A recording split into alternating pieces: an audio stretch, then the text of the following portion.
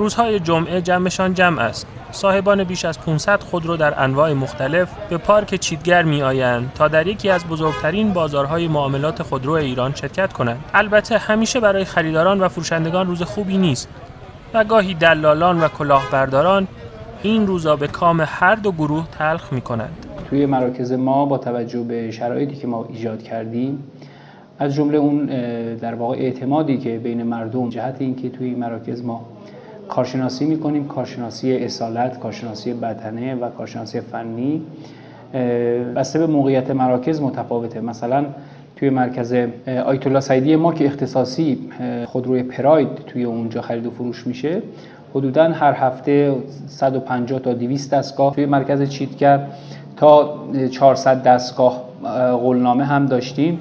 هر خودرویی پس از ورود به مرکز فروش چیتگر مورد ارزیابی کارشناسی قرار می‌گیرد که بخشی از فرایند فروش در داخل مرکز است. این ارزیابی در نهایت منجر به قیمت‌گذاری خودرو می‌شود. اتومبیل‌هایی که وارد مرکز میشن ابتداءً کارشناسی اولیه میشن، قیمت‌گذاری میشن و این قیمت‌گذاری و معایب ماشین، تعویض قطعات یا اینکه رنگ شدگی‌ها همه قید میشه درش، قیمت‌گذاری میشه و این قیمت‌گذاری در اختیار فروشنده قرار میگیره که میذاره پشت شیشه اتومبیل. 3 بازدید انجام میشه. میان وارد این از اون قسمت انتهایی میان در صف قولنامه قرار میگیرن.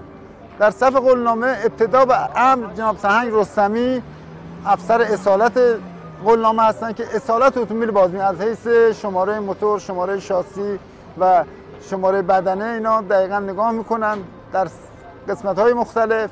وقتی از نظر اصالت بلا مانع بود و نقصی نداشت، اصالتش تایید شد، میاد قسمت بازدید اتاق. پس از کارشناسی بدنه، کارشناسی فنی موتور و قطعات ماشین انجام می شود. در نهایت خودرو پس از انتخاب توسط خریدار به اتاق قولنامه می رود و با پرداخت بیعانه قولنامه آن در 3 نسخه تنظیم می شود. اتومبیل میانن در قسمت مبلغ به عنوان بیانه میدن، میانن در قسمت نگهبانی پارکینگ اتومبیل‌های قولنامه شده.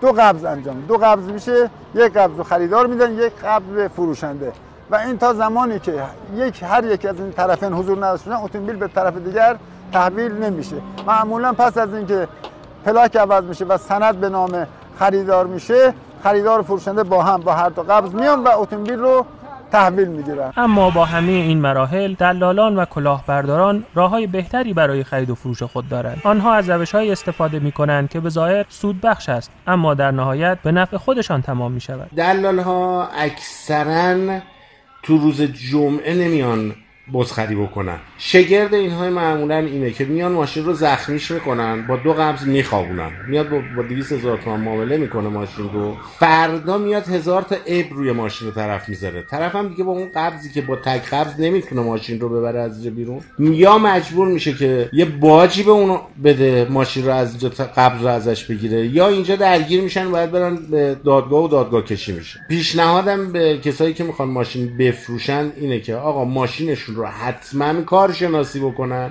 که قیمت ماشینشون در بیاد و کسی هم اومد خواست ماشینشون رو بخره بگن آقا من فقط با قولنامه مرکز ماشین میفروشم.